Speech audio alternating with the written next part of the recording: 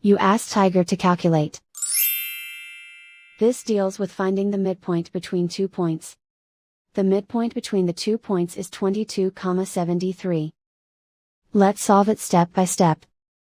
Plot the 2 points and calculate the midpoint using the formula. The coordinates of point 1 are, x1 equals -52, y1 equals 73. The coordinates of point 2 are, x2 equals 96, y2 equals 73. PM represents the midpoint of the 2 points.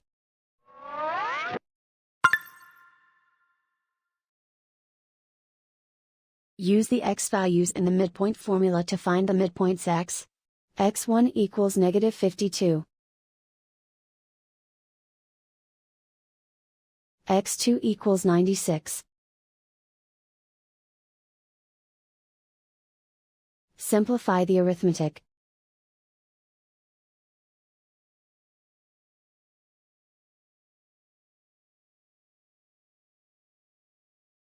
Use the y values in the midpoint formula to find the midpoints y. y1 equals 73. y2 equals 73. Simplify the arithmetic.